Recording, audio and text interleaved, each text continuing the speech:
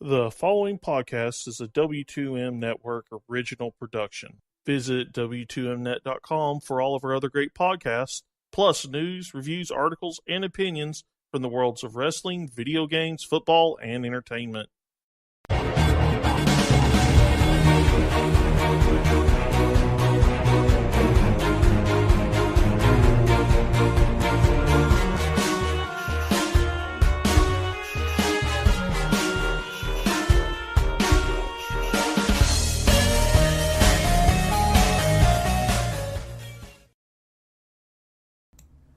Hello and welcome to a special edition of Video Games to the Max, the best games of 2018 edition of the show. And just like last year, if you happen to listen, we have a bit of a bigger panel here than just Mark and I to help decide.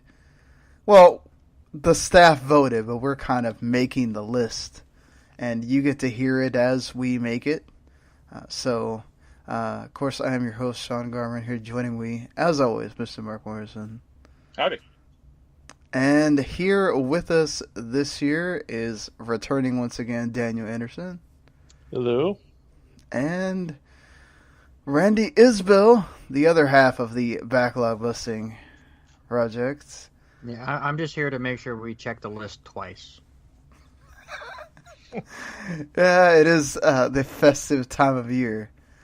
So I think last year we did it after Christmas. This year, schedules did not make it happen where we could do it like a little bit after so everybody could get more gaming time in. But hey, we got to make this work. I'm employed this year. Last year I was unemployed during this time, so helps. That tends to kill free time.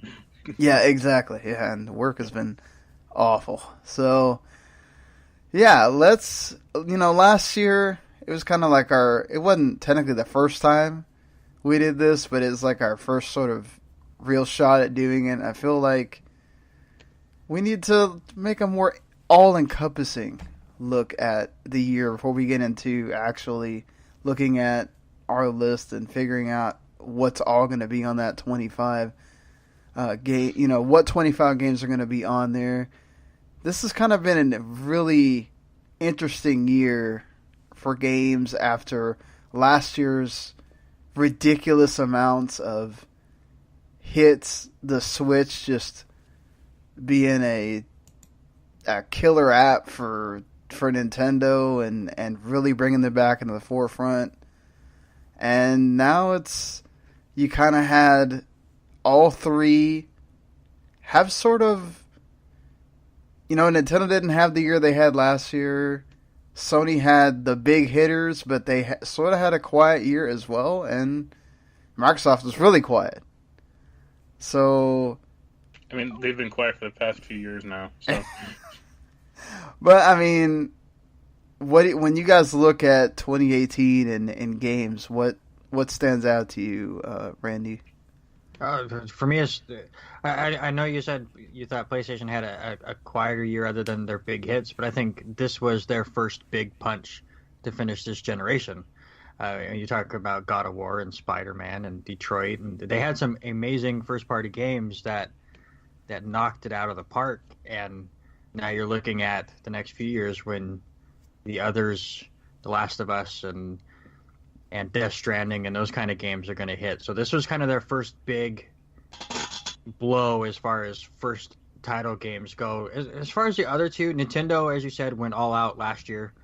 I mean, putting Mario and Zelda in there in the same year. You kind of knew this was going to be more of a B-side, which was fine for them. Had some good ones. They kind of waited for the end of the year with the Pokemon game and the Smash game, which makes it tough to kind of evaluate the year since everything came out the last month and a half. And Xbox came out saying that this year is all about building towards the future. All of their marketing was, look at all of these people that we have brought in, all these teams that we have purchased. They're going to make games for us, and they're going to be first-party companies now, and our future is very, very bright. So as far as like games for Xbox, there weren't a lot there, but their future might be the brightest. Yeah, certainly. Daniel, I mean, anything stand out to you from this? Honestly, it's mostly the same thing. Xbox, I think, from a long-term effect with the studios that they picked up this year, they do probably have the brightest future in the long term. I think Sony had a very good year. They had some great games, and Nintendo, even though most of their games came out at the end of the year, they still had some really good games come out at the end of the year that in any other year probably would have been Game of the Year contenders. Yeah, certainly. I think, they kind of got the shaft when it came to the Game Awards because their big two hitters came after the voting was over. So, Smash definitely would have been on anybody's list unless you did it, like them and like some people did where it's really early and they don't go into December when they do their Game of the Year stuff. So, and even, Pokemon would have been high on folks' lists as well. So, that kind of hurt Nintendo on that end, but they were kind of held up by something else that for me I think stood out this year as far as is like the indies, like how big they were. I felt like one thing you could count on this year was that every month, and as I go through the release list that we have, almost every month there was some big indie game that came out that people were talking about, whether it was Celeste at the beginning, or, there's a few, like Gris and Ashen and Below that came out at the end now that people are talking about. So, it's throughout the year, Dead Cells, Into the Breach, Minute, so many, Return of Oberdin, so many other ones that I could talk about that at one point or another somebody was saying, man, I really love this game, and this could be my Game of the Year, and it's crazy, like how consistent that was this year. Mark, anything else for you?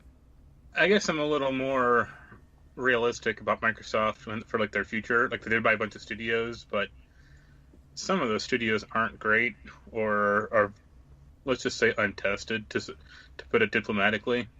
So I guess we'll see what happens. Like, I think Microsoft just has lost, like, this generation, console generation. Like, they don't really know what to do. Like, I hope they do better, but we'll see. Switch was fine, I thought. Like, it didn't have Zelda or Mario, but, I mean, what it had was still good. And you can't, pump out a Zelda and Mario every year. Right. And yeah, I think PlayStation, like, this year is like the obvious winner, really. I mean, aside from like PC maybe, but I mean, like for consoles, like PlayStation really knocked it out of the park. Oh yeah, I mean, Randy mentioned the big games that came out for PlayStation, but I think another thing that was sort of I guess you could call it a breakout year for their other peripheral that I think until this year people were kind of going, well, PSVR is there, but I don't use it for a whole lot, and then all of a sudden you get a batch of really good games that are just for VR and some that, work on your PS4 and also VR, and Sony kind of capitalized on that, right, Daniel? I mean... Yeah, I mean, the two big ones that come right to mind, Moss and Astrobot, they were great games. I mean, they didn't have quite the reach that other games did just because they did work with PSVR, but I don't know of anybody that played them that didn't come away thinking they were great games. Yeah, I mean, and to add to that, I mean, I know Mark, a game that he was waiting the whole year for, Tetris Effect, is apparently a whole different experience in VR. If you think it's cool on your PS4, wait till you play it on VR.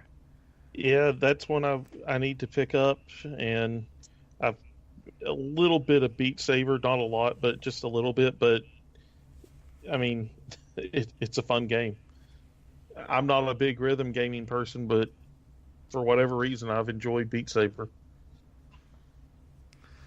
Well, I mean, it got you to pick up a PSVR. as well, Mark, or you hope so anyway. Yeah, I've got a QVC like discounted one for like 112, and if they screw me over, I'm coming after you, QVC. You and your home shopping network will not survive my wrath. I mean, obviously, Fortnite's getting a lot of bad press right now, but what Epic has been able to do with Fortnite, making it a huge deal this year, and it's been consistently throughout the year one of the biggest things everybody's talking about. And also, they come out with their own store, and they try to kind of cut to the heart with Valve and say, look, we're giving more to developers. What are you going to do? Obviously, a lot to prove still with, the power that is Steam, but do you guys think that this is going to keep being a thing? Or is it going, maybe these lawsuits start taking effect, or does it matter at all? As far as the lawsuits go, I don't think they matter that much. It just shows how big Fortnite's got, that people went, oh wait, we can make money off of our old dances that we stole from other people anyways. It's the dance thing just it boggles my mind, and to me it's just free press for Fortnite as far as like non-gamers go. I mean, it's already out there anyways, but now it's all over the news outlets and anything. I think it just makes Fortnite even bigger. But as far as their store, it's I don't think it ever gets to the level of Steam, but I don't think it has to. As long as they're bringing in something different, it's not like you have to buy a whole new console for it. You just have to download something else. I don't think it's that big of a deal.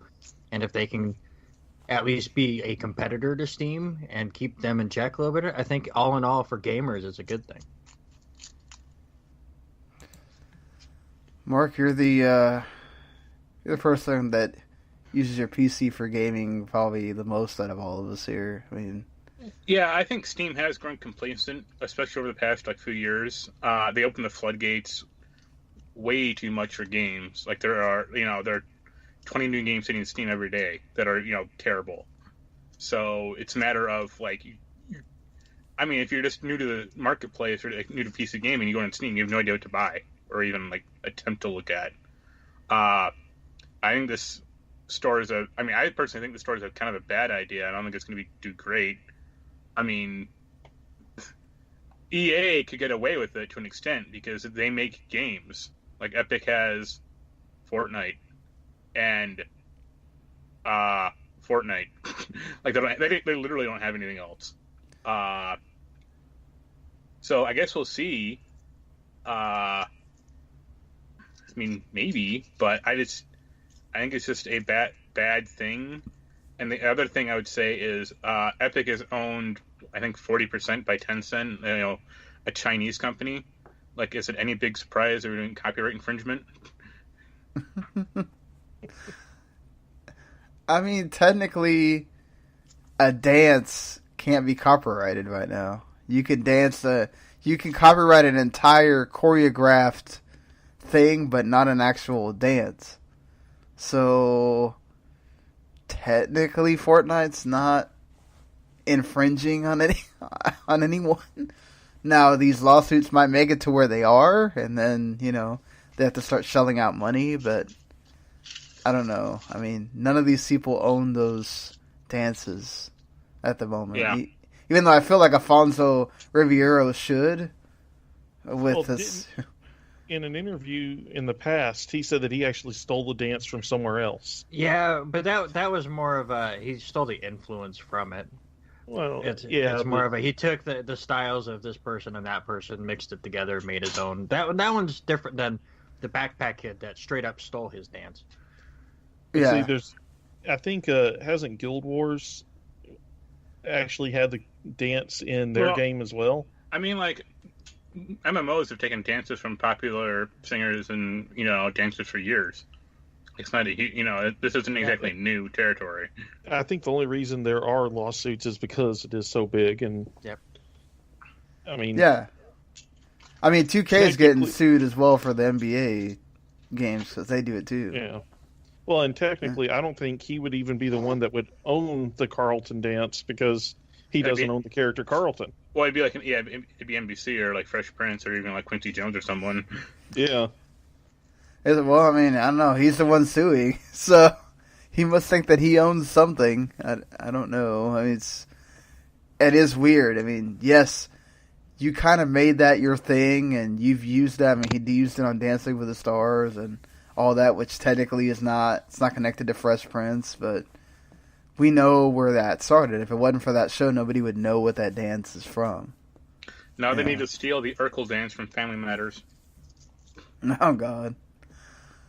Yeah, I mean, I think, for the most part, the two things I think we haven't touched on is, and we talked about Microsoft's future, but I feel like one thing that they're doing in the present is very interesting as far as if, let's say, Microsoft, were to take off with their, oh God, what's the name of they just changed, Anaconda and something else. Now, I'm thinking Scarlet, but I don't know if that's right. Scarlet was the old one. Now it's called. Okay. Now it's they're back to. It's possible that they're making 2 SKUs, and the second one, the big one is called Anaconda. The one that's going to be like basically the Xbox One X of 2020, and then the one that's supposed to be the Xbox One S has another name that Lockhart. I can't. Yeah, Lockhart. So, if those two happen to take off, which sometimes these code names are weird. But I love that Polygon just made a whole joke mimicking the Sir Mix-a-Lot song with them choosing that. But I think Game Pass has the potential to, and Nintendo's sort of using it, but not, because they're obviously still wanting you to buy NES and SNES classics, so they're not going full bore there yet. But Well, I mean, for this year, they're shutting that stuff down. yeah, I mean, let's see. Let's see if next year they actually do it. But Microsoft, I mean, I've recently just got it, but obviously we've known what it really is it allows them to bring their big games like Forza Horizon 4 day and date with Game Pass. You pay your $10 a month, you get to play a great game like Forza without having to go to the store and buy it, without having to pay $60. And I feel like with them, getting the indies involved in this, and their winner of arcade that I think brought like 3 of the 6 games that are on that to Game Pass as soon as they came out. And just, do you guys think that could be something where maybe Sony says, well, maybe we have to do that too if, say, Microsoft takes off with their console? Or you think that it's just going to be Microsoft's thing and nobody will touch it? It'll just be Microsoft's thing, because like Sony games actually sell, so that's why. Well, I think it's going to be Microsoft's thing for this generation. This is going to be what Microsoft tries to bank on to separate themselves from the PS5. Now, the question is if it's going to work, they're going to have to get some good first-party games released and it be on that right when the game releases. If the next Halo is on there, that's going to get a lot of people's attention. Is Crackdown 3 supposed to be on it, or no? Or have they not said yet? Well, are people really waiting for Crackdown 3? It's a name. It's a recognizable name. I think the only way that Sony goes as far as Microsoft has been going with the day-and-day release on something like Game Pass is if Microsoft can get the third parties, like the big third parties, to do that with their games, like a Call of Duty or something. If all of a sudden you can get it on this Game Pass and everyone all of a sudden is going to go over and play it on Microsoft, that might wake Sony up a little bit. But right now, I think Sony's happy with what they're doing. They're tweaking things here and there, just trying to see what fits them best. I mean, like Mark said, when you're in a driver's seat, you're not really going too overboard. But Honestly, with Microsoft, again, I think they're looking toward their future. I would not be surprised if they come out and announce their new system and say Halo is a launch day title for it and go all in on the next generation, because they've basically have come out and said, we got our asses kicked this time, but we're going to be ready. We made a few big mistakes, and we've learned from it, and we're ready to go. And I think Game Pass is very good for gamers, so we'll see what they kind of change it with the next generation. I also think that it's something to keep in mind. Last time Microsoft got destroyed by Sony was the original Xbox getting beaten by the PS2.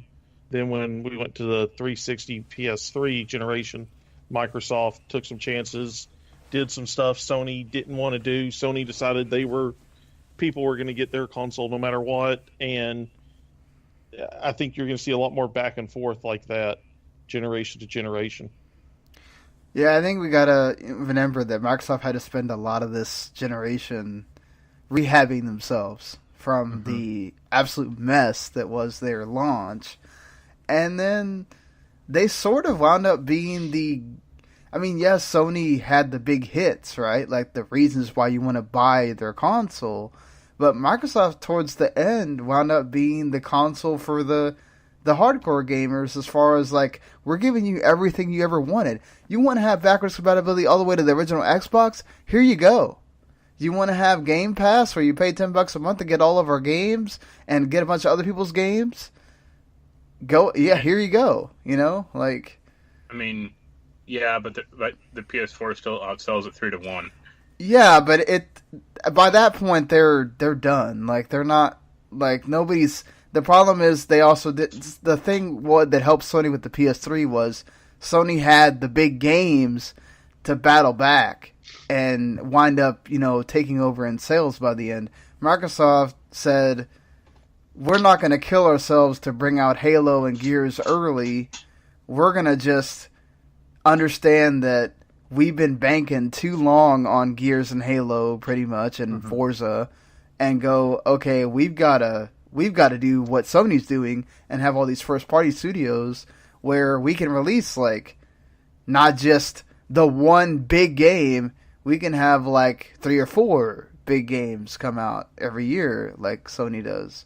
Yeah, and that's why it's so important that they brought in so many studios, because like Mark said, they're not all proven, but now they have a backing of a big company, and we can see what they can do. I mean, some of the studios that go with Sony weren't big until all of a sudden they were a first-party Sony exclusive company, and now they're making these big, giant games. So we'll see what they can do there, but if you bring in 10 companies and 3 of them can produce you a huge AAA title game, I think it's worth it.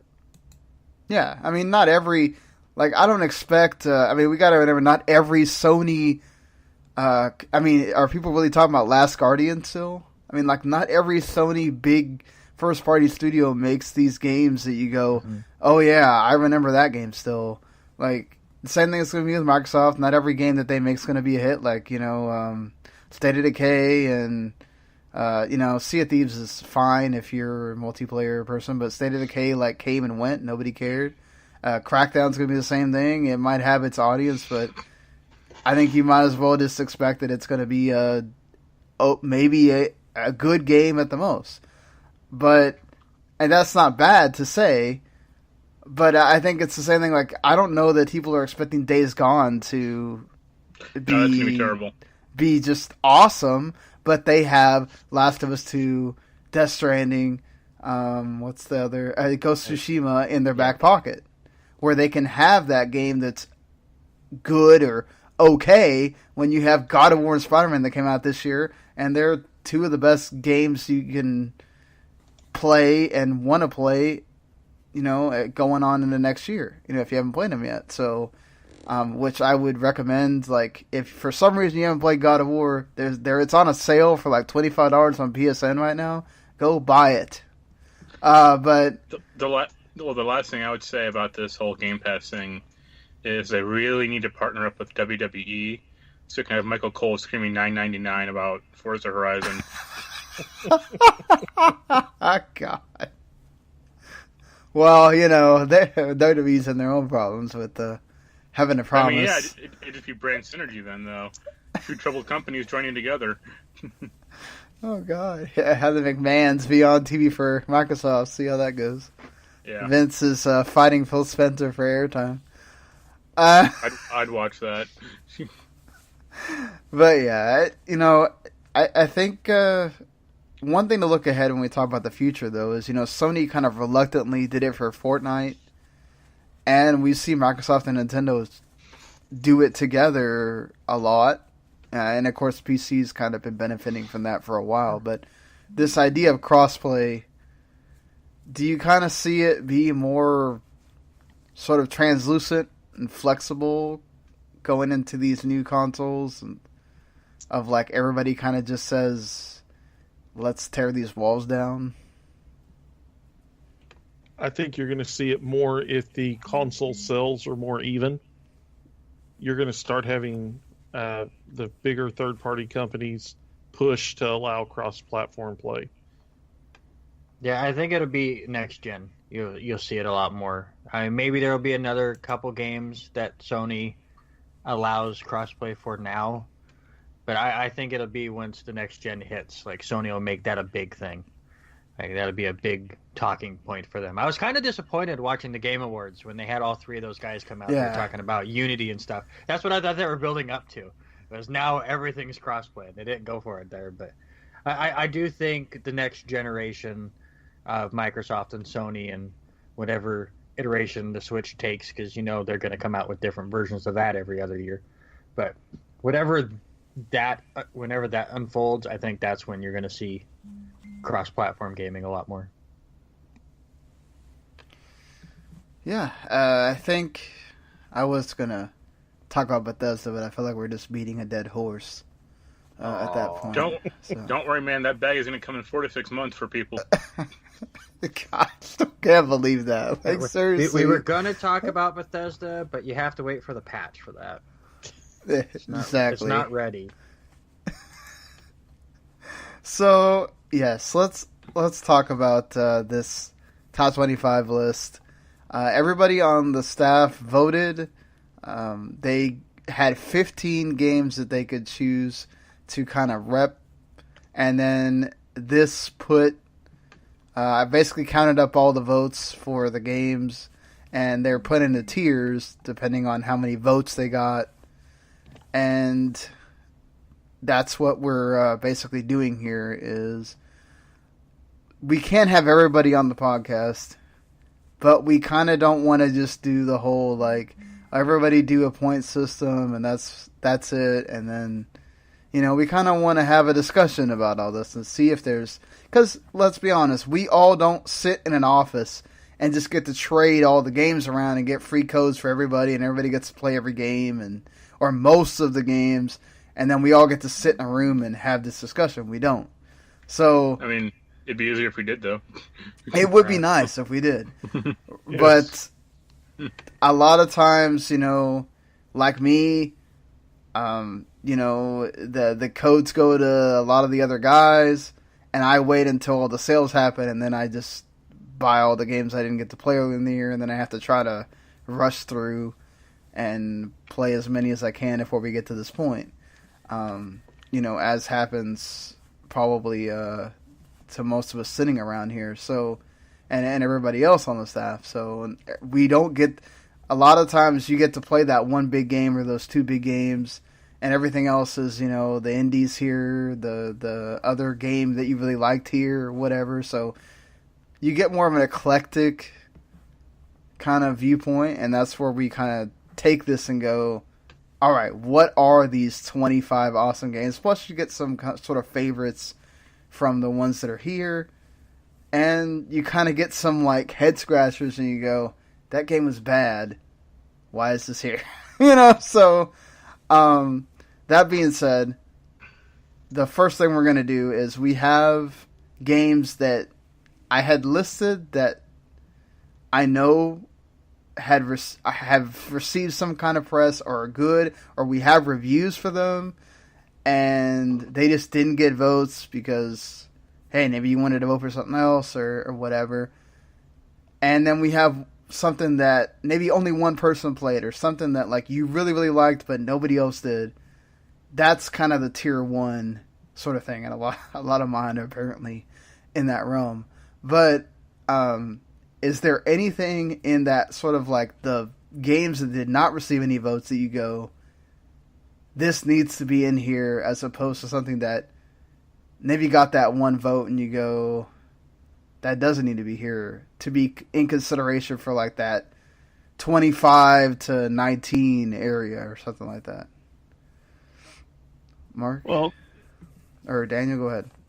Well, I mean, just looking at the games that didn't receive any votes, there are 2 that are on my list to play, but between going to school, working 60-hour weeks overnight, I didn't get a chance to, and that's Subnautica and Far Cry 5. I actually have a copy of Far Cry 5 that my wife has given me for Christmas. I just haven't had a chance to start playing it yet, and Subnautica is something I'm going to pick up. I've liked how it looks from what I've seen, but I just haven't gotten around to play it yet.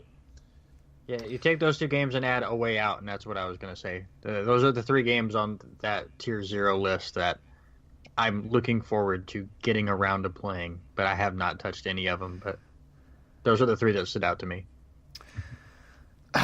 Well, Mark, I'm going to defer to you here as the person that's played both those games here. Yeah, I was going to say, I have no problem with Subnautica.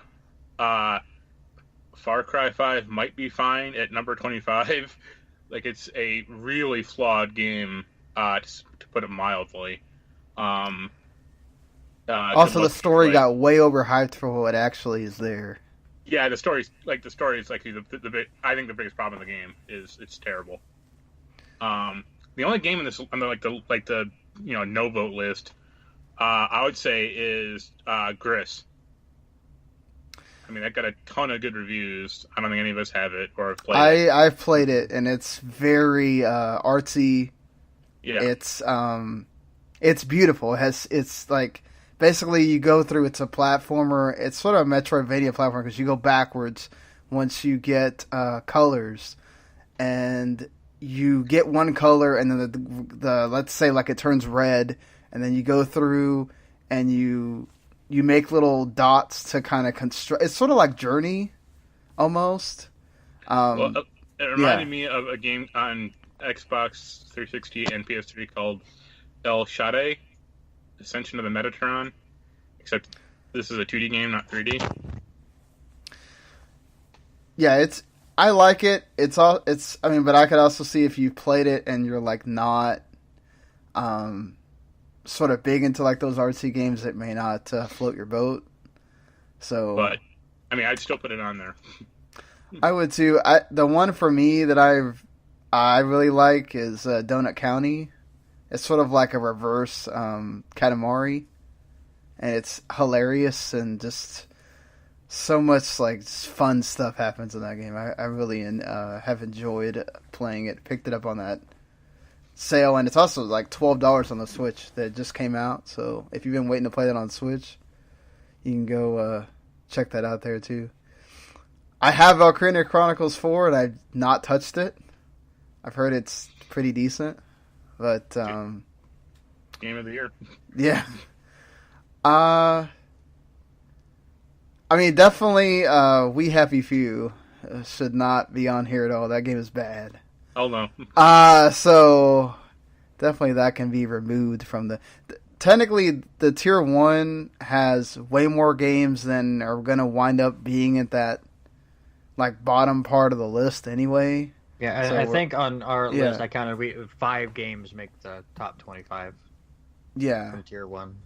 So I think sort of what's here in the tier 1 we're going to pick through anyway. But I feel like for one, Astrobot needs to be probably should be higher, but it definitely needs to be on the list. If you want one VR game to like represent from this year, I'd put Moss up there too, just because they're both really, really good games. Yeah, I think we have to. So which one would you like want out of the two? I'm honestly not sure because they're both different. I mean, No, they're both you platformers. pick between your children right now. So, like, people who haven't played Astrobot, like, what makes Astrobot? It's just, I'm trying to think exactly how to sum it up, and it's been, to be fair, it's been a while since I played either one of these. I just came away with the impression both of them were really fun games. They're games that I could go back into and not regret going back into them, not feeling like there's nothing new to do. And they're going to be enjoyable no matter how much you replay them, just as much as it was the first time. If I had to pick between the two, I think Moss took a few more chances with the way the story was. It's almost like a storybook. So I'd probably, if I had to choose between the two, I'd probably lean towards Moss just because it's more unique. But I mean, they were both really good games. I feel like Moss is the one with the mouse. Yeah. That it's sort of like an adventure game for your VR. And I think, Astrobot's really good from what I've seen of it. I feel like Astrobot's also something that you kind of expect in VR, whereas Moss is kind of like a special experience that you go, oh, it's short enough to where I'm not going to get annoyed to have the headset on for that long, but it's also something that I feel like, oh, you can actually make like a real game that I would play on my console in the VR as well. Yeah, I mean, it's really hard to choose between the two, but I do think Moss probably would get the edge in my mind. Okay, so let's put Moss in there for consideration. I know you really enjoyed Yakuza 6, Mark. I mean, yeah, but it's not like even in this, tier 1 list, there's like a few games I'd probably put above it. Definitely Dragon Ball Fighter Z, I think, or Fighters, sorry. Yeah. This is sort of the same thing we had with PUBG last year. Dragon Ball Fighters has been one of the most important games this year as far as it has broken records for every fighting tournament as far as the game that's like out of nowhere, got more votes and more wants from the people in those tournaments. Of wanting to play it, wanting people seen playing it. That's the game Sonic Fox won the big tournament from, right? Also, it's Dragon Ball, and they did the fighting game well. I mean, I know you said the story kind of lags after a while. Yeah, but it's the first good Dragon Ball fighting game, so that has to count for something. That's saying a lot there. I know you were the one that voted for Mega Man, Randy. I mean, it's a classic Mega Man. It's so good. Like I'm not going to make the biggest case to put it in the top 25 because there are a few games that I have not been able to touch.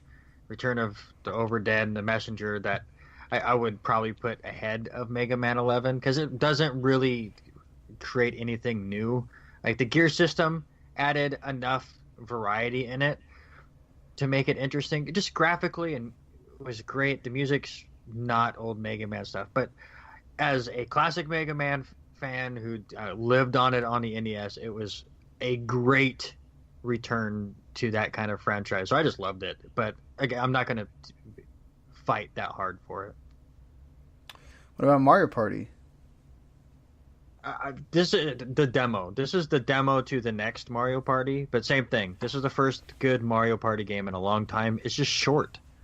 There's only 4 or 5 boards on it. There's not a lot of side games that you can do. The boards are really, really small. But the great thing is, the mini games, almost all of them, are hella fun. They're so good. So much that people are calling in. It's great. But are there any beat off motion control mini games like that. There are motion control games. They are still there, but there's just a good variety of mini games. They're all clever. They're all unique. There's not a lot that are like, oh god, we're doing this again. So the mini games is what sold Super Mario Party for me. It's just I'm glad they brought back the boards, but they still need a lot of work. They're really tiny, and there's not a lot of strategy involved to them. So I think the next Super Mario Party will definitely be a top 25 game. I was just so happy that they have fixed a lot of their issues that Mario Party started to go down. Black Ops 4 got a lot of talk about how it does Battle Royale better than PUBG, and obviously a little bit more polished than Fortnite. I mean, none of us, I think, any of us played it that's here. I know Stephanie really loved it. Where's the story mode? It is not here. We know exactly. that. Fuck this game. I mean, for what it does, though, it's still pretty good. So I mean, yeah, but they're literally just copying a mode from other games, and then it's the same crap that they've had in it for years. Fair enough on that. I think you mentioned it, Randy. I should have mentioned that each one of us also has sort of a, I don't know what you call it, sort of like you get to do a World of Warcraft, you pay the money and you get to zoom up to like level whatever the... Level boost. Yeah, the level boost. We each get a game that we get to level boost all the way to like tier 6, which is right below the top 2. And Return of the Obra Dinn is going to be mine. I can always say that right now. It's one of my... I kind of assumed that. It's one of my games that I absolutely loved from this year. It's like... It's a game that it makes you think. You have to... If you don't take notes while you play this game, you're doing it wrong. Because, I mean, you could obviously use a YouTube walkthrough and cheat. And that's fine if you want to do that. But, like... You play as an insurance adjuster. This is the same guy that made Papers, Please, by the way. And you're an insurance adjuster, and you have to go back and try to figure out what happened to all these people that like died on this old boat called the Obra Dinn. And you have a stopwatch that lets you go through and see like moments that happened, and you have to figure out who's who, and you have to make connections, and all you get is like little sounds to tell you you're doing the right thing. It's not a lot of cues, but also the visuals for that game are just special. They're like one of the most special ones you'll see this entire year of just how cool they look. Want another sad thing? Yeah. That game sounds like a copy of an earlier Russian game called Cryostasis. Probably. There might be some copy. I mean, there's some, like, L.A. Noire did some of this too. Like, where you have to go back and kind of investigate and do all that. No, like Cryostasis literally involved you jumping into dead people and figuring out how they died. Oh, really? Yeah. That's... But definitely, what sucks is it's only on PC. So... Yeah. That hurt it for me. I didn't get to play as much as I want to because I don't play a lot of games on my PC. If they ever have it come to Switch or something, I would say go out there and buy it because it's well worth your time to like, and it's something you could do like do an hour here, take a break, do an hour later. Another one, The Messenger, is absolutely amazing.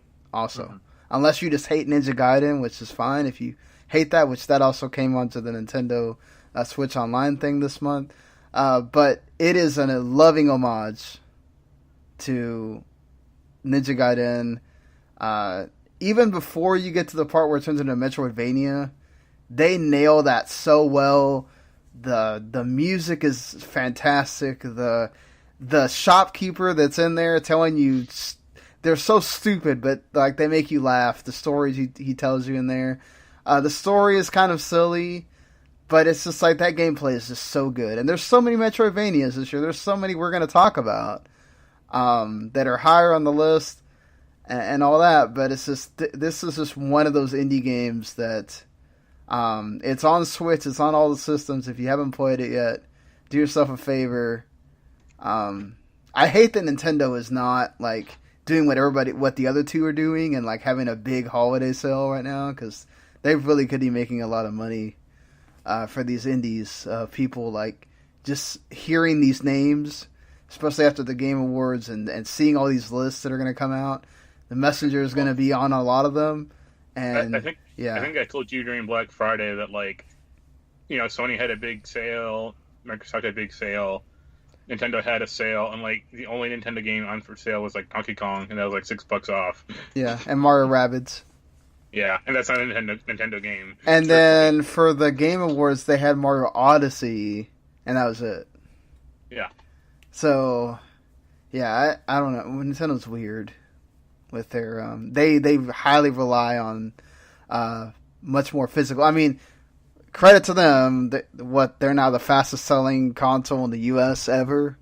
Again, credit to they're doing something right, but still. I know none of us played it on here, but I feel like all I've heard is how great Hitman 2 is.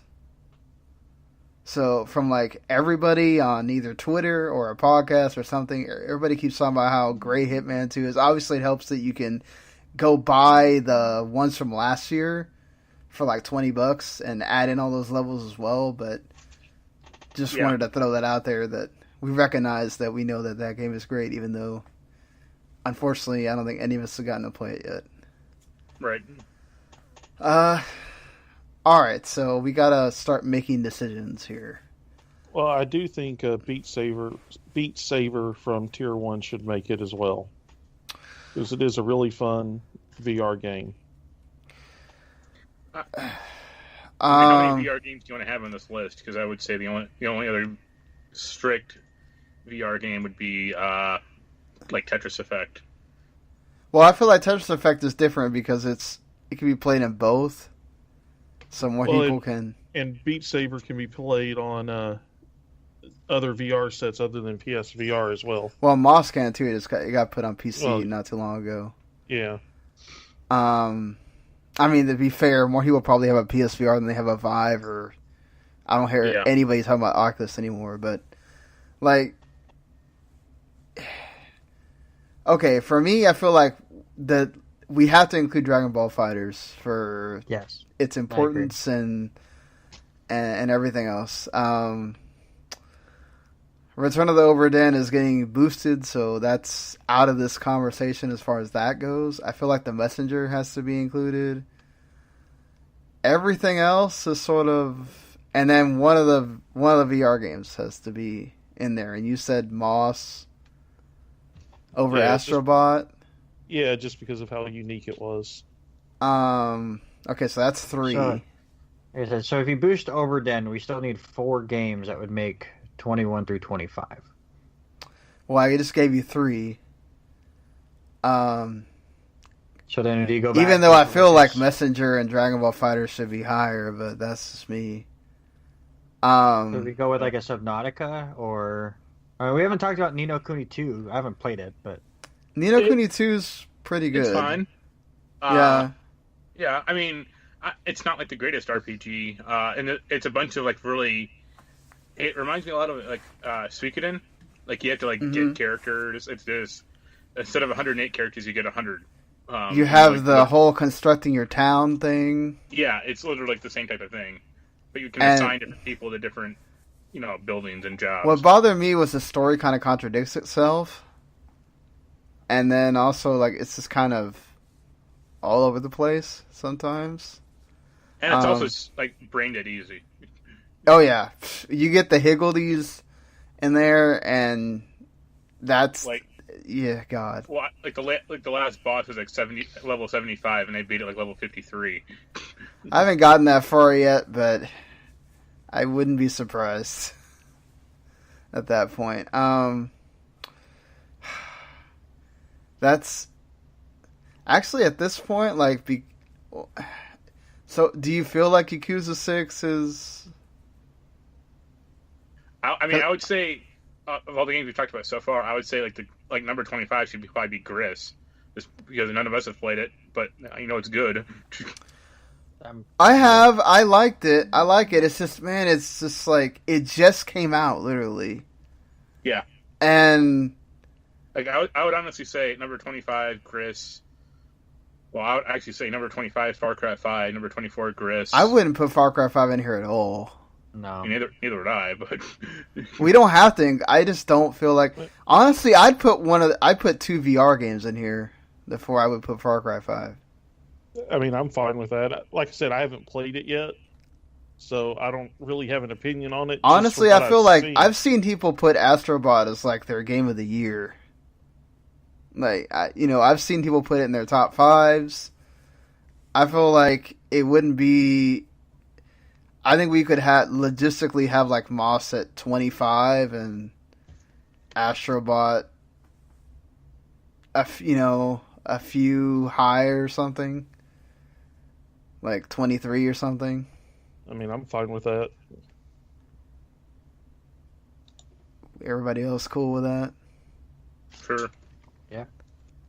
And I feel like if I'd played more than like an hour, and I could really sit here and pound the table for, technically I think it's Gris because it's a Spanish developer, I would go along with that, but it's hard for me to it's only me, and I didn't have this like outside of the world experience with it, yet. Yakuza 6, we could put it like in between those. Yeah. The way it's set up, we have Dragon Ball FighterZ still to put like rank on the list, and the Messengers, and that would be our games. Bottom 5. Yeah. I think we have our games figured out. We just got to get the order. I think yeah. So I think everything else that we're fine without putting on the list. So yeah, we can do the order at the end if y'all want to do that. But I think as far as tier I'm 0 making a list. So yeah, just as long as somebody makes a list of the games that we're saying, okay, we're gonna put them here. Then as long as we get down to 25, and then we can rearrange. But I think we've now cut it down to where we have 25 games. Or are we cutting Far Cry 5 out and putting Astrobot on there? Yeah. Okay. Okay, so moving on to what is our tier 2. So that means at least 2 people voted for these games.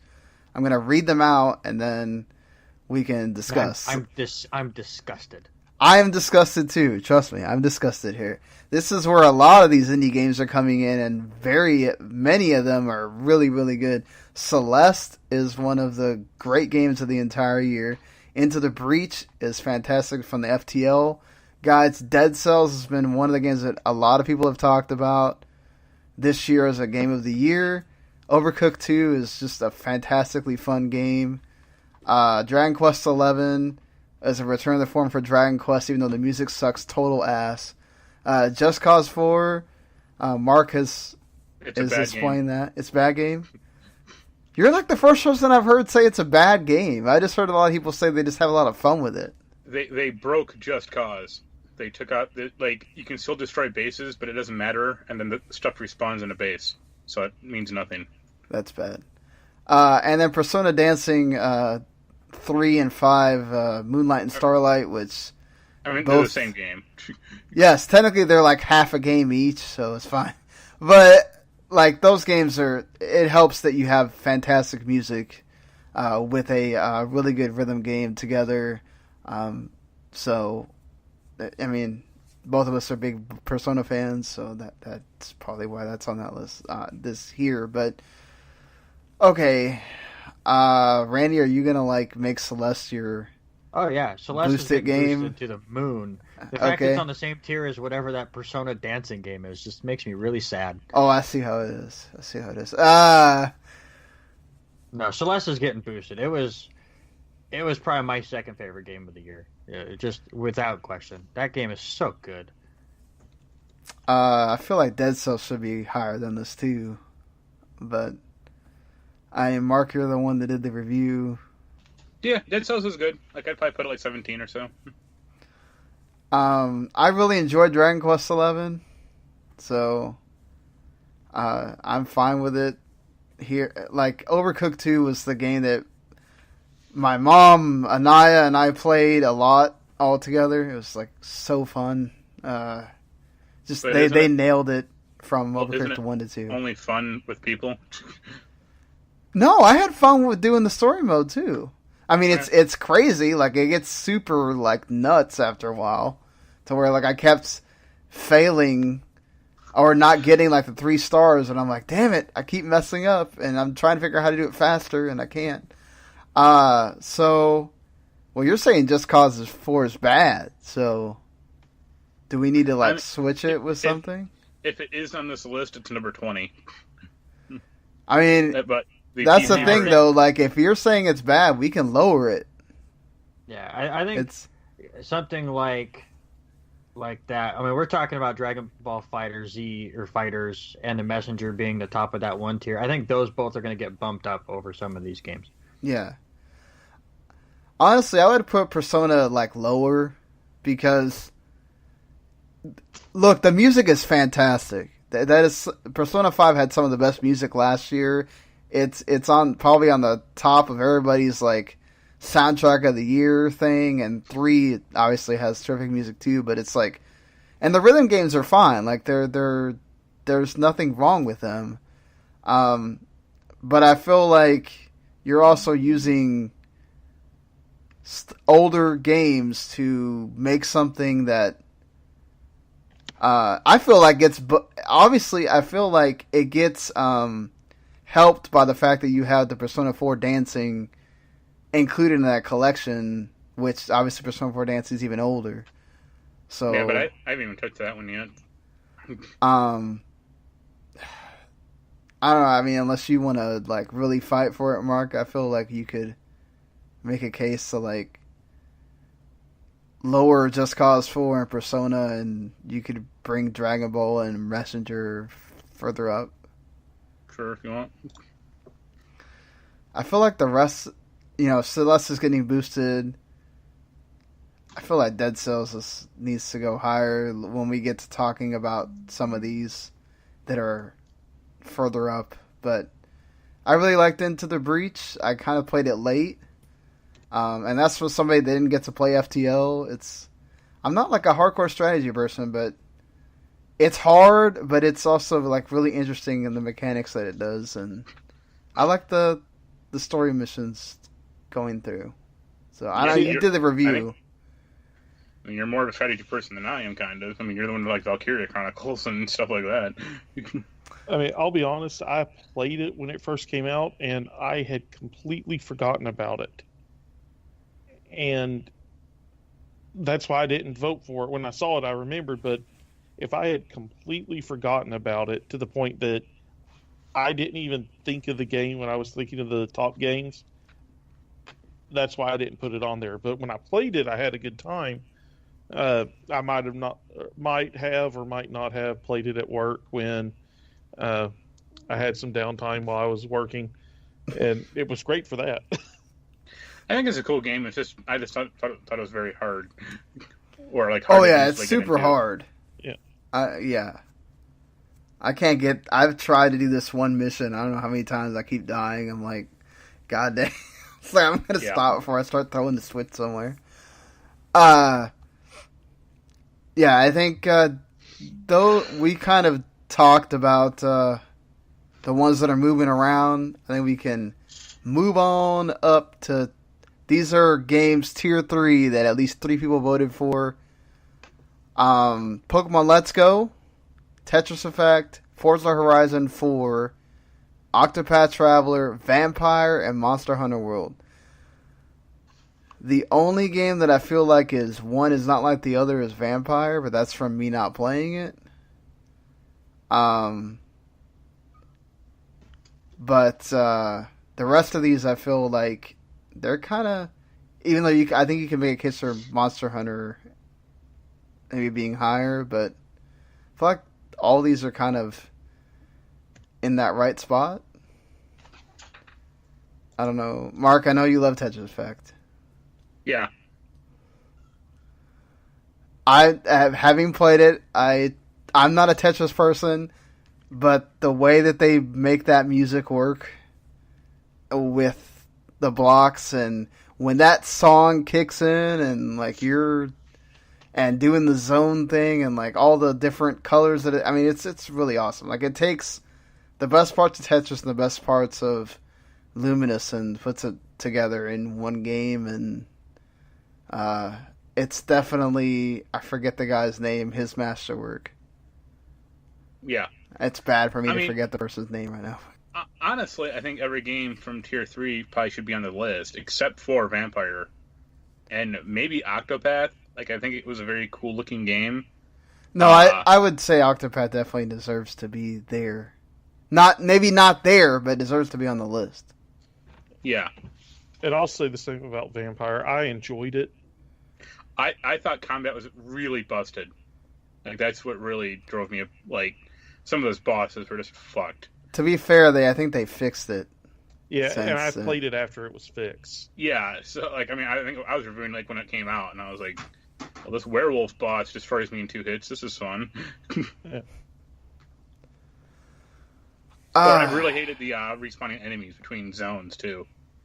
It's like, oh, man, I just want to get to this area. I don't want to face 20 of these vampire hunter dudes that are just annoying me.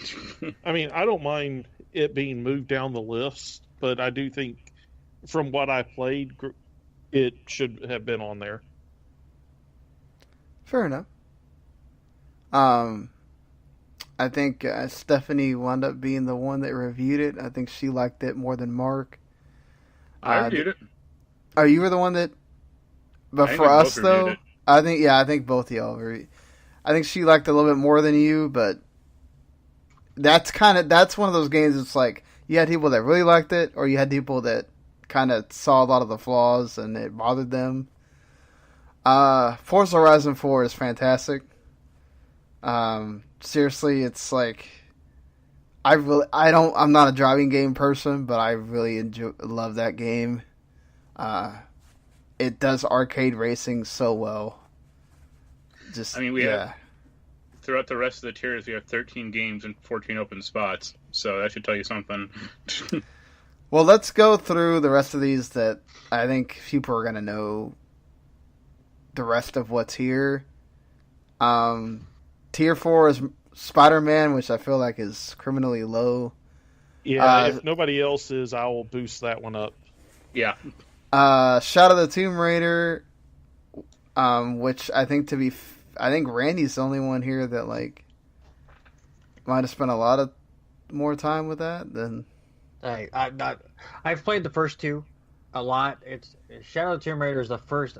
I said it before the podcast. Tier 4 to me is my to get to at the beginning of next year games. I've touched Shadow of the Tomb Raider because that's the game I've been most excited for, and the little bit that I have played of it, it is very, very good. It's like the first two games. They've added some animals and stuff, but I'm not anywhere near into it enough to really have the best opinion yet. But it's just more Tomb Raider, which I love. Spider-Man is my favorite game of this year. It's the game I had the most fun with. I know you really loved it too, Mark. Yeah, it's my second favorite game. It was a game that I had. It just felt natural to try to complete it. You didn't feel like you were forcing yourself to do anything. You just wanted to keep playing it. Well, when it came out, I got all the trophies in that stupid game. Yeah. Yeah. I mean, they make it really easy to want to go for the platinum too, and the extra collectibles like don't feel like, oh, it's just a slog or whatever. So you kind of want to see some of them too, as opposed to Assassin's Creed Odyssey. Yeah. I feel like we're at this crossroads again with Mark, where all I hear is people praising and praising and praising this game, and I get Mark's review, and it's... Odyssey is better than Origins, but Odyssey has some severe structural problems for sure. Like one of the endings is like, oh, you can beat it at level 35. Meanwhile, like the submissions are like, you got to be level 49 to complete these at all. It's like, wait, what? Did they fix those? I mean, maybe. I doubt it. I also feel like, well, you're also not a huge fan of them going sort of the RPG route either. I mean, right? Yeah, but like if they did it well, it'd be better. Yeah, I think if I remember correctly, they actually hired one of the main Witcher people involved with The Witcher. So, like, they're skipping this year or this upcoming year, but Yeah. I think they're not the next game, but the game after that might actually finally get to what they want, which is like resembling The Witcher hardcore. So, we'll see if they get to that point. And that stupid monkey game that they showed during the Game Awards would be the next Assassin's Creed for real. Yeah. I don't know. You think Odyssey should be here then, or? I mean, yeah, It'll be there, but it might even hit top 10. But I don't think it's not the number 5 game of the year or anything. I would agree with you there. After that, you basically have, games that have been talked about a lot this year. Obviously, Smash just came out, but people won't stop talking about Smash from one way or the other. World of Light is kind of what it is, but Smash is, unless you're playing online with more than one person, it's Smash. It's really good. I love the Belmonts. The Belmonts are really fun to play with. I've enjoyed the Inklings too. I'm not a big fan of K. Rool, but then again, I'm not a person that loves playing with the big dudes either. Mark, I think you've played more than I have of Smash. Yeah, I finally liked all the characters. Yeah, it's really fun. Like Dragon Ball is a better fighting game, like as a whole, but like Smash Bros is an incredibly fun and like long package. That stupid adventure mode is going to take me like hours to complete, or days. That's like 20. I haven't heard anybody unless you just. And like there's stuff that's just unavoidable that like at least it takes you 15, 20 hours. Yeah. I don't know. Have either one of you got Daniel? I know you said you have it. Yeah, I mean, I enjoy it. I was actually the person that put it down on the list because it seemed to have gotten overlooked initially. I mean, it definitely deserves to be in the top 10 of games this year, if not top 5, because it is so much fun. It is good. But I do see where there are some drawbacks to it. Yeah, how do you feel about the whole... it seems so weird of the compare and contrast of people that like really don't want to have to unlock all these characters, and there's people that like are loving that they unlock all these characters. Where do you fall on that?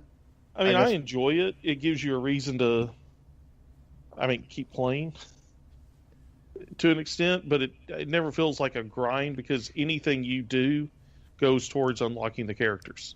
Yeah, I mean, technically they show up like every 10 minutes, right? Yeah, so. It's not like you have to do a specific combination of things to unlock a specific character. It's just anything you're doing playing the game in any real mode is going towards unlocking stuff. I mean, technically there is a way to make a certain character show up if you follow somebody's line far enough. But like you're saying, you can play versus for like 10 minutes and then somebody will show up. Yeah.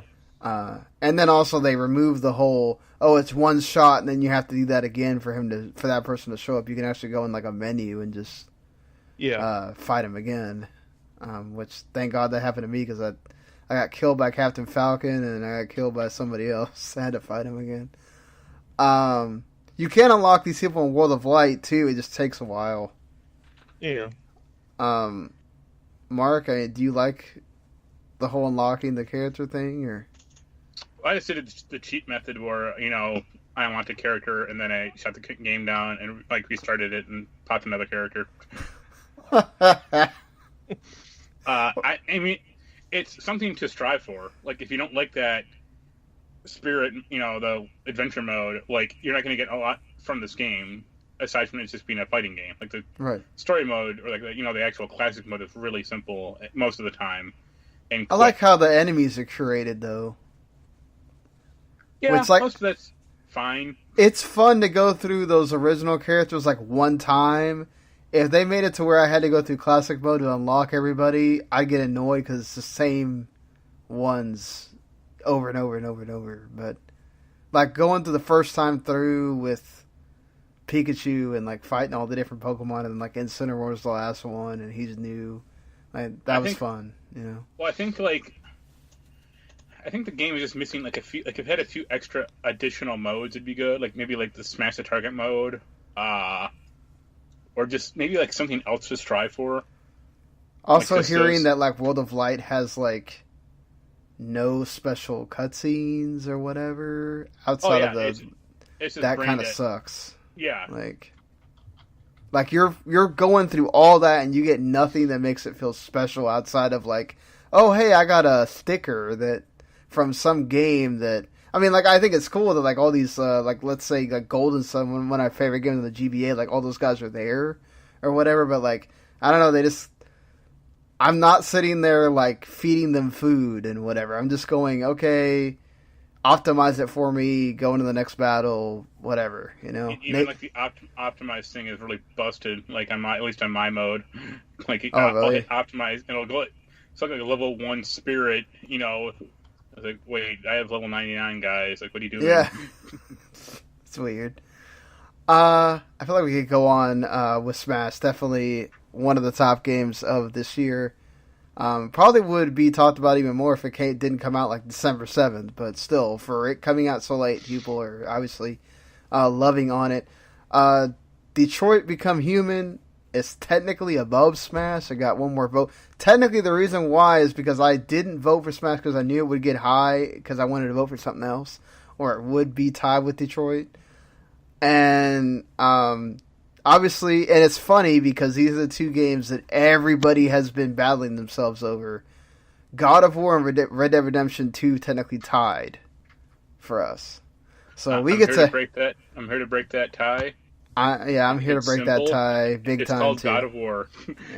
Yeah, that's where I'm at, too. God of War. Yeah, I would lean towards it as well. I'm not even leaning. You're like, it's totally God of War. So, y'all Red Dead 2 fans, I'm sorry if you really were, like, having a hankering for that being number one. So, I think, obviously, now we kind of have to figure out the actual list, and we've sort of mentioned games that we feel can go backwards, games that we feel like can go forward. I'm okay, so I think we've all God of War is number one, right? Like that's undisputed. Yes, God of War is our game of the year. Red Dead is number 2. Unless somebody really wants to argue that it's not. Nobody? Not an open world guy, but I'm not going to argue that that's the second best game of the year. It's a masterpiece of a game in very many other facets. Yes. Like, after that, I think this is where this gets interesting, right? Because I think you could have... Number 3 is Detroit. No, I don't think that number 3 is Detroit for me. Like, I would put Spider-Man. I would put Spider-Man there. Detroit has Clancy Brown. What more do you want? No. Well, Spider-Man has Yuri Lowenthal, and he's awesome as Peter Parker. So, I also thought Mary Jane's voice actress did a really good job on her too.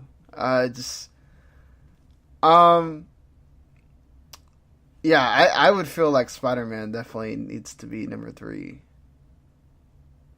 And are we all agreeing there? I'm not, but I'm outvoted, so I'm okay with that. You like Detroit more than Spider-Man? No, not that Spider-Man shouldn't be ahead of Detroit. I agree there, other than I haven't played Spider-Man yet. But from what I've seen, it's great reviews. It's Celeste for me. But again, I know I'm in the minority there, so I will not. I'm with you on Celeste being in the top 5. Yes. No, that's what I'm saying. For me, it was my second game, and I know Red Dead goes above it, and I can understand Spider-Man, but so that's what I was saying. For me, it's not third, but I have zero problem Celeste with was going like behind my Spider-Man. third or fourth favorite game of the year after Oberdin and Spider-Man. I really love Celeste. The best game that you've ever let me get a review. I think it was makeup for making me review Old Time Hockey. Hey, you sort of wanted to review that game, so don't. I did, and then the game was so bad. We all had to review bad games sometimes. So bad. So yeah, I mean, you gave it a 10. So, and it definitely is a fan. Seriously, the soundtrack is one of the greatest things of this entire year. Not to mention the game, but I mean, the soundtrack's amazing. The gameplay is challenging, but a lot of fun. Graphically, plus it's assist beautiful. mode is really it's there for you. I've had to use it. I'm kidding, but for me, it was the subtle storyline that I was not expecting going into that game. I really thought, okay, it's going to be like Super Meat Boy. They'll throw a story in there just to kind of progress or whatever, but it really makes you think deep. And all about the self-doubt and depression and anxiety, and it wasn't like you had 20-minute cutscenes that really try to drive it home, but just the way they would intertwine a storyline, and then the whole next level played into that, where it was able to tell the story without saying any words. It was gorgeous and perfect, and like I said, I would put it behind Spider-Man. I would fight for it to be fourth. I would call it fourth, but I don't know if Mark wants to fight for Smash or something, or Detroit. Well, in my provisional list, I actually put Celeste at 7. I will come and punch you in the face. No, I'm just kidding. I put Detroit at 4 just because I think it just has more votes. And Smash at 5. And then Oberdin. I mean, technically, it is one of the boosted games, so it can go anywhere aside from 1 and 2.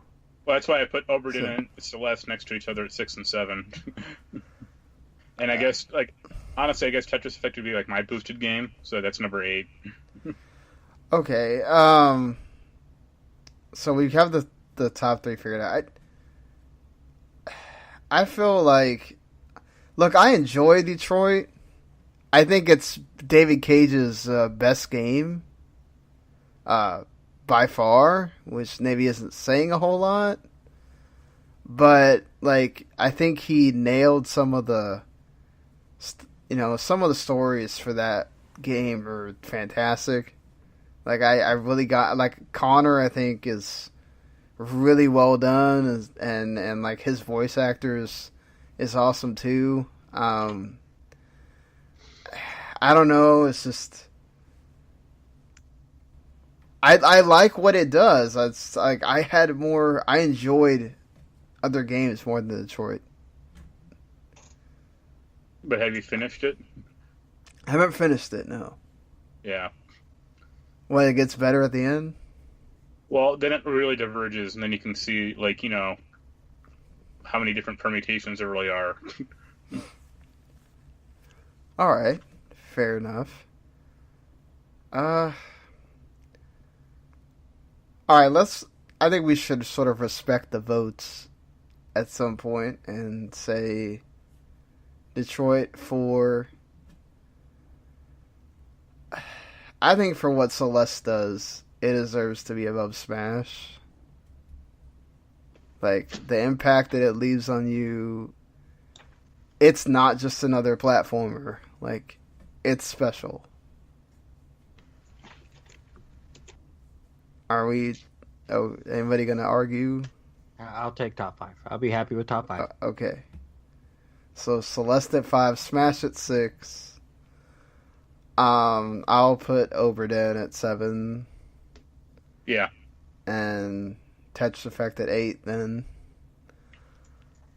Alright, after that, I think some of these we can start having arguments because I feel like Monster Hunter is better than Assassin's Creed or Tomb Raider. Monster Hunter. I have never heard this many people talk about Monster Hunter in 1 year than I have with this game. And this game came out in January. And like people are still talking about it. People are still. I mean, yes, this expansion is going to come out that just got announced, and that's got people talking about it again. Of course, with Geralt from Witcher being in it helps too. But obviously, it's not completely streamlined. There's still stuff about it that I feel like I feel like the monster weaknesses should be a lot more transparent. And they should be in the game. Like I shouldn't have to go to like some forum or look up on the internet. That I'm not saying they have to be like, oh, here's like House of the Dead when the monster shows up, or here's the weakness or whatever. But like, it could be a little bit easier to figure out. It'd be more helpful if it was. Yeah, but like a lot of it got like I remember playing one of the 3DS ones, and I was like, what the hell am I doing? And I feel like with this game, I had less of that. Like, you played a lot more of it than I did, Mark, but, I don't know. Like, the only real negative for that game is, like, the online lobby system. Oh, but, like, is terrible. The password thing is stupid. Or, like, you can't just get into a match with your friend, or get into, like, a hunt with your friend. You have to, like, find the monster first, and then send it the SOS flare, which is, like, retarded. Yeah, that was kind of. I didn't play a lot with people, so.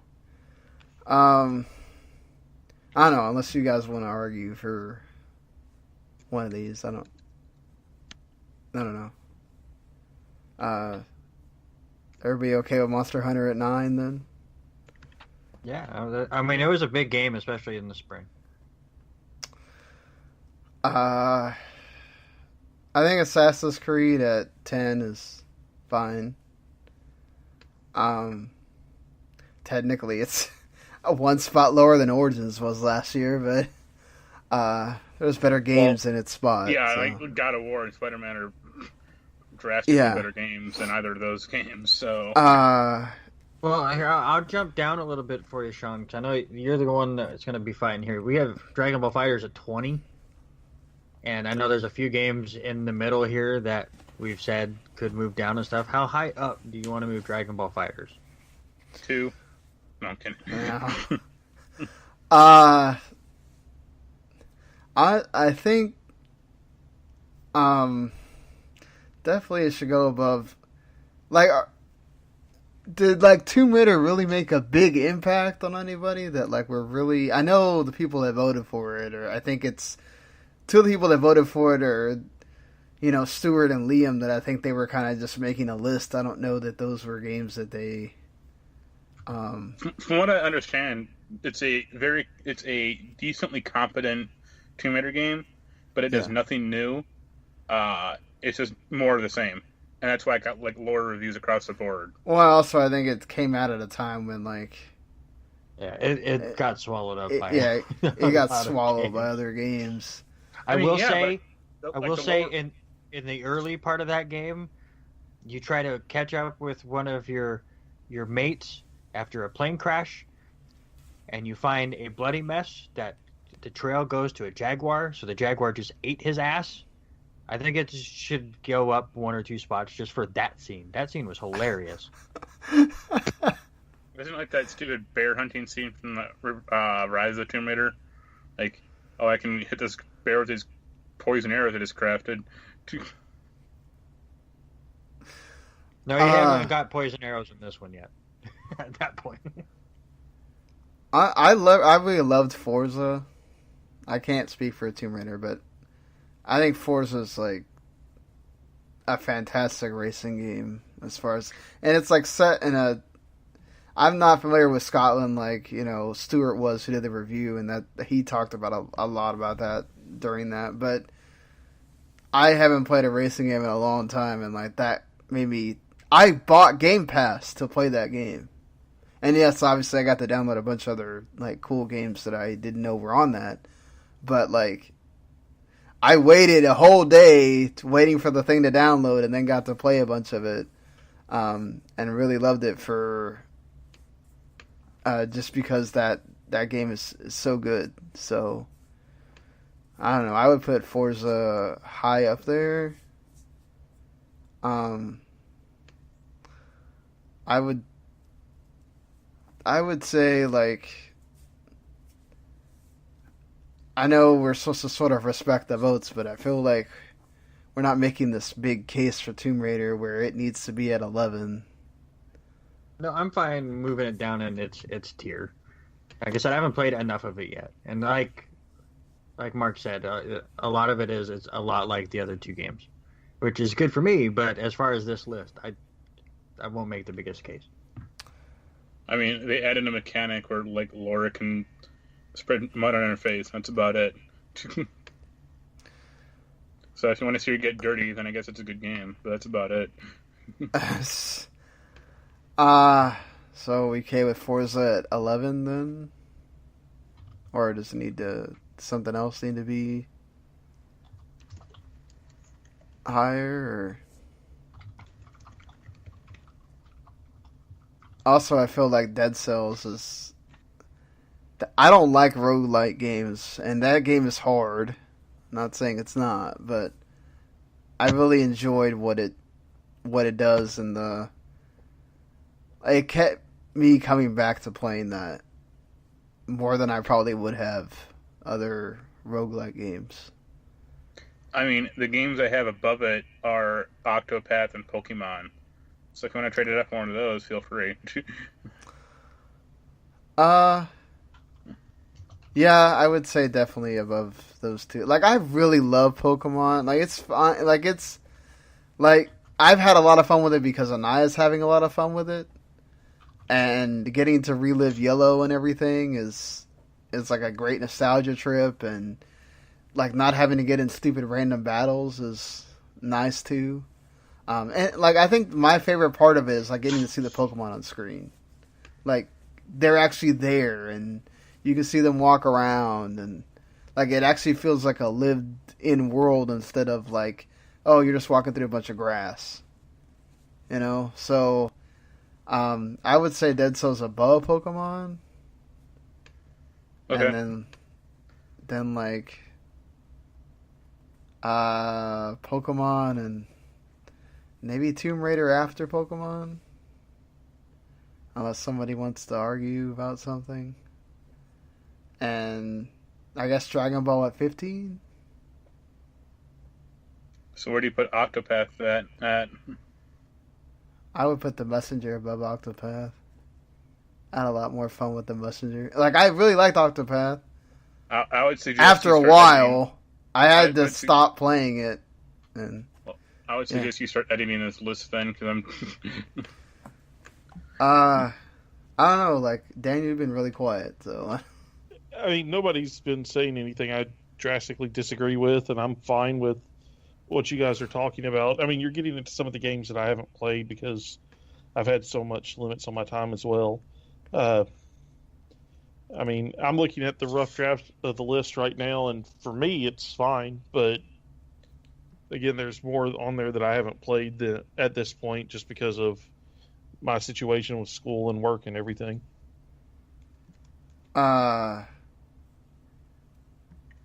Honestly, yeah. Honestly, I'd put Dragon Quest above Octopath, too.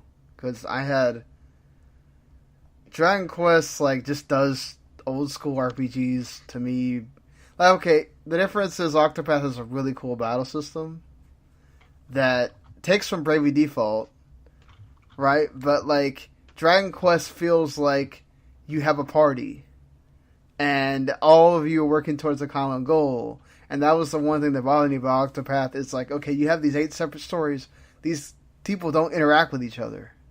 Like, what I like about RPGs is if you have a party, it's a party, right? Like, they all eventually join together to do something, and they all talk, and, like, you join together to do the boss battles or whatever. But, like, they're just individuals there instead of, like, oh, here's this whole cohesive thing that they did to...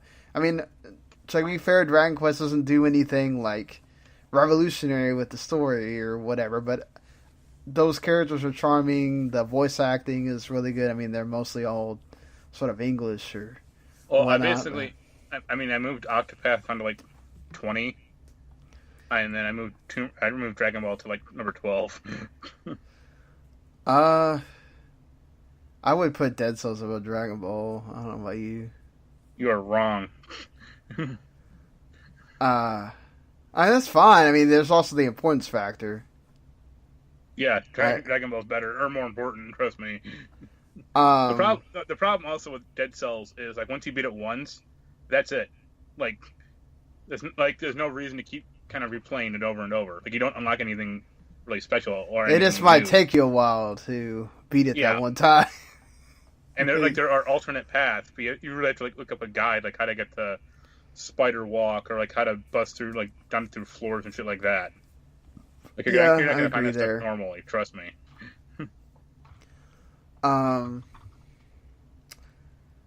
I'd say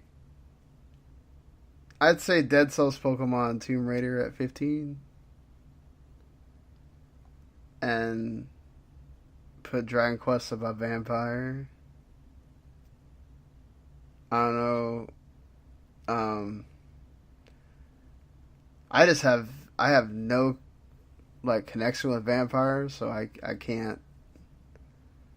I mean, if it was my list, it wouldn't even be on here. So, but I mean, Daniel played it when it wasn't broken, so. I mean, I have no problem with it moving down because of that. Honestly, I would put like Moss or Astrobot in the spot that Vampire's in, or something like that. Oh, damn it! Looking at this list, and this is making it really confusing for these people, for the people listening, because they're not seeing what we're seeing, and this is really bad for people listening. Well, that's the problem with this whole tier system. It's like, well, there are 9 games in this tier. It's like, well, you follow along. You open up Notepad and. Well, it's easier. Okay, to be fair, the tier is going to be there in the. Like, I'm gonna put those tiers there in the when this gets posted on Spreaker, so it's gonna be there wherever they listen to it at. Yeah, it'll be in the description, so they'll see what we're seeing. It's just they won't see the final list because obviously it'll make it to where they won't. There's no point of listening to the podcast at that point, but like that's a little bit confusing. And I think what helped is last year we did the list as we went, so we didn't have this problem. But I think it might be easier since we kind of know the top to go start at the bottom and go from there. And go, okay, which ones, like, should be at the bottom from all the stuff we've talked about? I don't know, because we're also... I'm looking at a list, and then I'm telling you stuff to move around, and that's the part they're not seeing. So, yeah. I don't know. I want to just read out our rough draft list and see if do we all agree with the placements or no? Okay. Okay, this is sort of the rough draft list we have. Moss at 25, Grease at 24, which I don't agree with it being on here. Astrobot at 23, Just Cause 4, 22, Messenger should be higher, 21, Octopath 20, Persona Dancing 19, Into the Breach 18, Vampire 17, Dragon Quest 16, 11, Pokemon 15, Dragon Quest 11. Sorry. I think we sort of went. Let's stop there. For me, Greece shouldn't be here. I'm the only one that can really vouch for it, and it hasn't. I just haven't played enough of it, and it's like just came out. I don't know. Unless you want to take Just Cause 4 completely off or something. I'm happy. Okay. What do you put on there? If you want to put Grease on there, you take Just Cause 4 off. I mean, And we already have a list of 25. What else? What would you swap Just Cause 4 out with? Hold on. Like Overcooked 2 or something. Like, seriously, I really enjoyed that game. That game's fun. Or Yakuza 6, or... I mean, I would say, I guess Yakuza 6, so at least, it ends in a fairly definite note. Okay, so I think if we're going to put Grease on here, Grease should be at the end. At 25. Okay. Yeah. You can put Moss at 24 then. I'm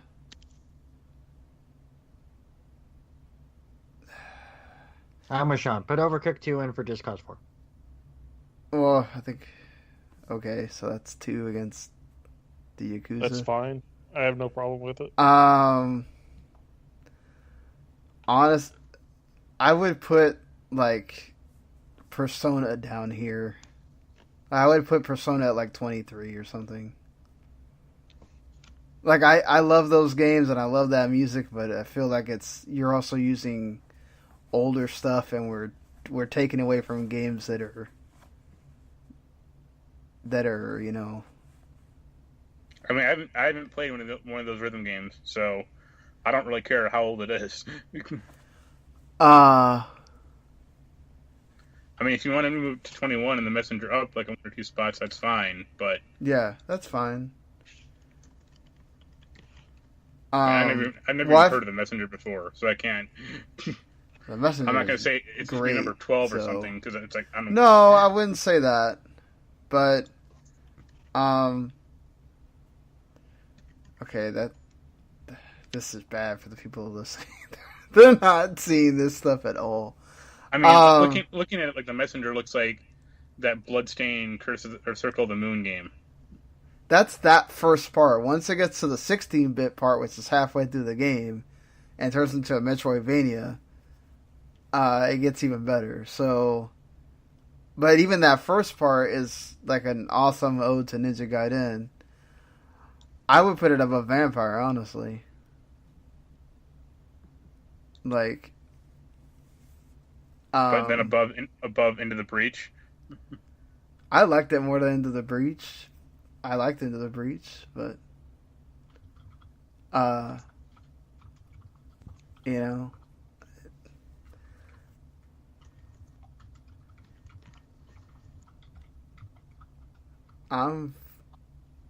fine with that.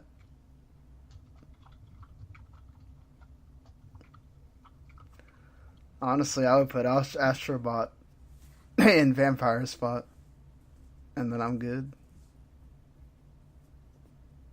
Unless somebody wants to argue that. Well, the problem with that is there's one guy who's played it. Hey, but if we're going to use the same thing you're saying for Grease, Astrobot has been really high for people. And I know that at least... I know Stephanie really likes Vampire for some reason. Yeah, but Stephanie liked Friday the 13th last year. So. Yeah, exactly. That's because that vibes with her. Like, she likes horror stuff. Yeah. Which I like horror stuff too, but... I don't know, Mark or Daniel, you played both, so... I mean, I played Vampire after the major problems were fixed, so I'd say swap them just because Astrobot was a better game at launch. Okay. Alright. So, we good with that then? List done. Okay. Yeah. So, finally, the list is done after an hour and 40 minutes. And probably about 5 minutes of us doing really bad radio. I think this is a record for us and how quickly we got it done. Yeah. So number 25 is Grease, which came out December 13th, so a week ago. Definitely go check it out on your Switch or other consoles if you don't have a Switch. Moss at 24, a standout PSVR game, and also on other headsets as well on the PC. Vampire, Don't Nods. Technically, they did have the first episode of Life is Strange, and they just announced that, January 24th, episode 2 is coming out. I know no one who talked about that game. It was weird. Oh, I've seen people that really like that game. Like, it being in the Game Awards voting is not a joke. It's just, they kind of pass it off as, it's episode 1, let's wait. But that they liked episode 1. Yeah. So, Overcooked 2 at 22, Persona 5 and 3 and 5 Dancing at 21, Octopath Traveler at 20, Astrobot at 19, Into the Breach 18, The Messenger at 17, Dragon Quest 11 at 16, Pokemon Let's Go at 15, which apparently sold like 3 million in the US in like this month. Dead Cells 14, Tomb Raider or Shadow of the Tomb Raider at 13, Dragon Ball FighterZ at 12, Forza Horizon 4 at 11, Assassin's Creed Odyssey at 10, Monster Hunter World 9, Tetris Effect 8, Return of the Obra Dinn at 7, Super Smash Bros. Ultimate at 6, Celeste at 5, Detroit Become Human at 4, Spider-Man 3, Red Dead Redemption 2 is number 2, and God of War is our game of the year. So, like many other people's game of the year. So,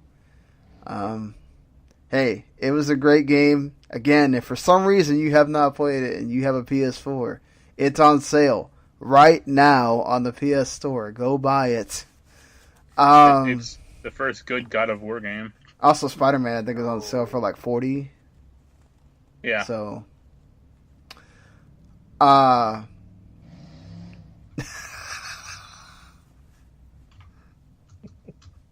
Resident Evil 2.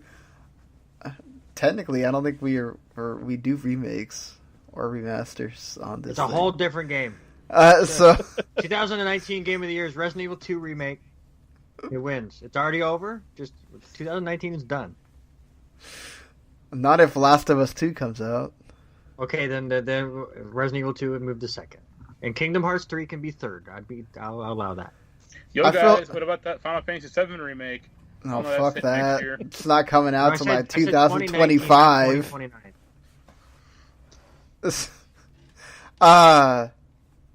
To be fair, Kingdom Hearts 3, the Kingdom Hearts games always have some problem where it winds up cannot be in the game of the year. Not the story.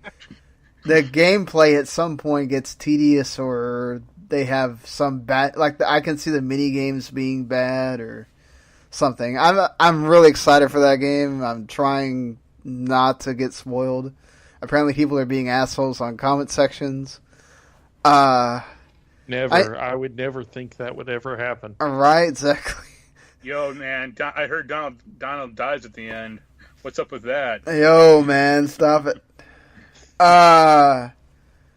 No, 2019 is going to be a really interesting year. If Sony can deliver both Death Stranding and Last of Us, or a combination of the three, I still feel like Death Stranding is like one of those like 10-hour games or something like that. It's not going to be this huge game. Well, here's my question about 2019. Do we get new console announcements, and does that affect the game release schedule? Yes and yes. Yes and yes. Well, Microsoft's not going to, I don't know what Gears 5, and that's it? Halo's supposed to come out. Yeah. No, Halo's not coming out they said that's not coming out for a while. I think they're holding that off till Anaconda or whatever. I'm actually going to say no and no. I think Sony's saving 2020. I think Sony's saving the PSX or PlayStation experience till the end of the year, and that's when they're going to announce the PS5. Because Okay, you're announcing it in these. Go ahead. I think if you get announced, it'll be like a December kind of a thing, like you said. I think they don't come out till 2020, and they're not going to announce them a year ahead of time.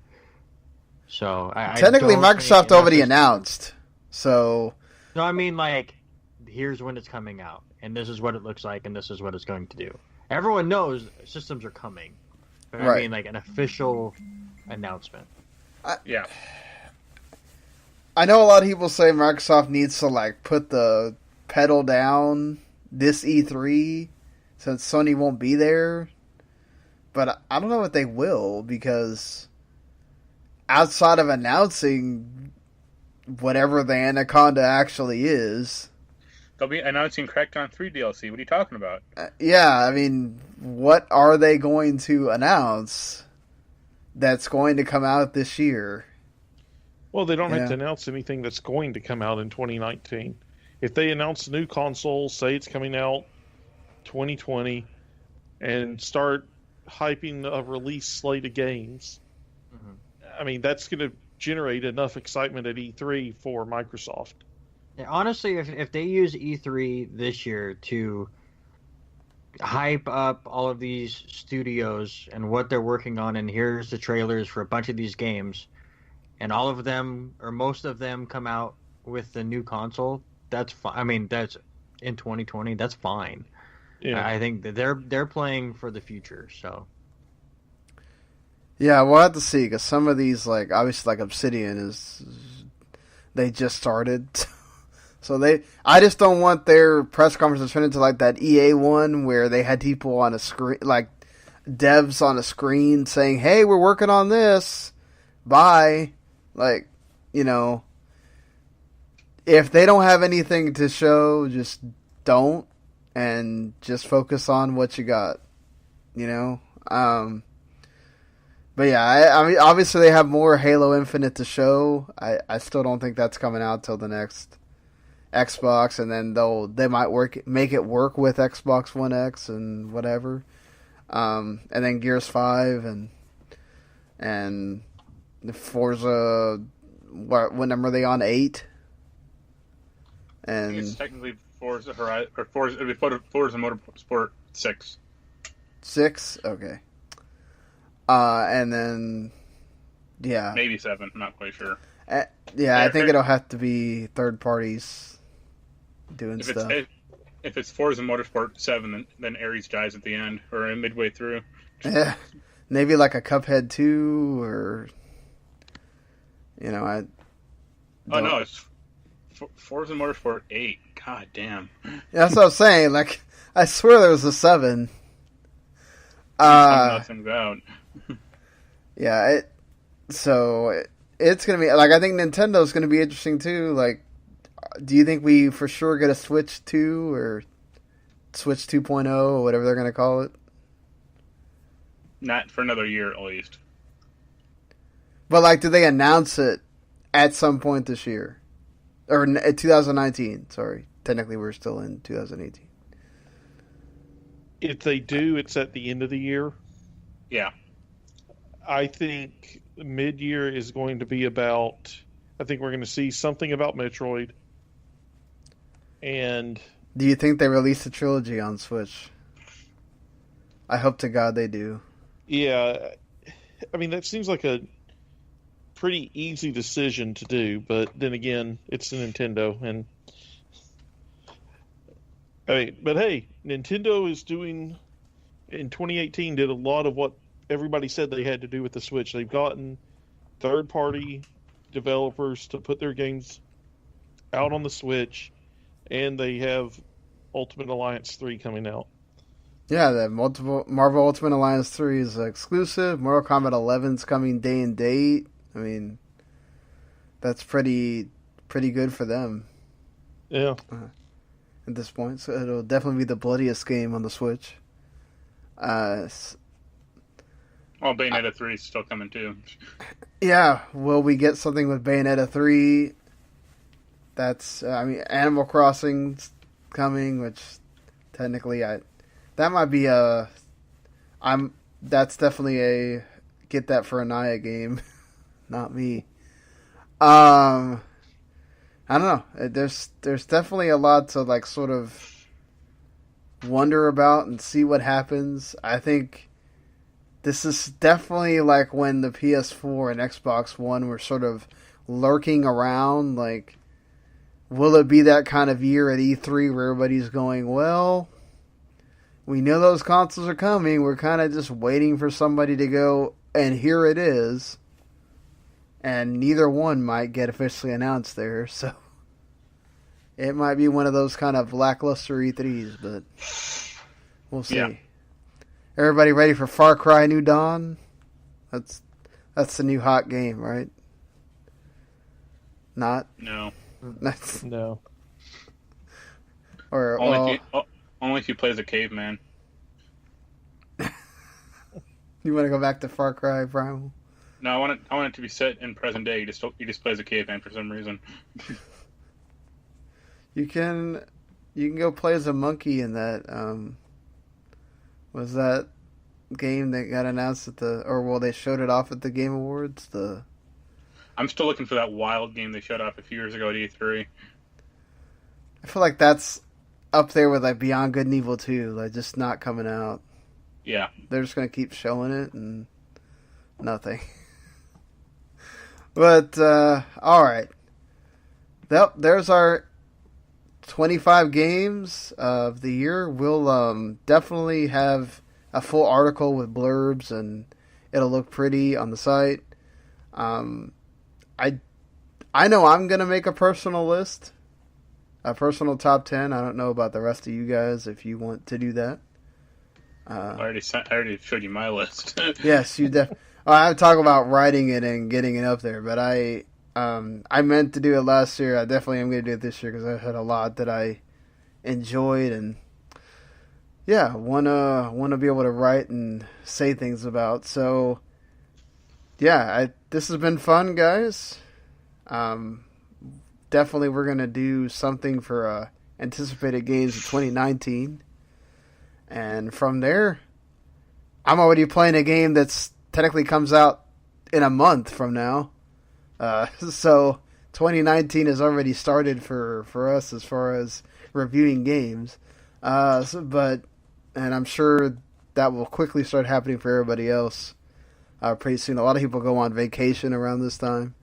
The big sites do. So I know, Daniel, you're going on vacation. Yeah, I'm going to go visit some family, take some time off work, finally. I've had 2 real vacations this year. One was to attend a funeral, and the other was I took time off while I moved into a new house. So I'm ready to have some time off where I can relax a little bit more. Yeah, definitely. Randy, you going anywhere, or are you? No, I've finished all my vacation up. The rest is just at home. I don't get really to take vacation at the job I'm at, or at least it has to be in a time when there's not holidays. So I actually have to work on Christmas Day, so that sucks. But we'll be doing. I at least get to be with the family on that day, so that matters. Mark, I'm on perpetual vacation. There's that. So, well, Mark and I will be back pretty soon with an episode to talk about all this stuff some that we've talked on here, but more other things. And and some games that we've been playing and whatnot. And hopefully you enjoyed what you heard. If you hit subscribe, anytime we do show up with a podcast or whatnot, we are there in your feed. Go check that w2mnet.com. Of course, thank you to Last Word on Life and 41mania.com for hosting us there as well. Thank you for everybody that keeps subscribing to the YouTube channel, keeps growing. And we'll see you later, everybody. Later. Bye. See ya.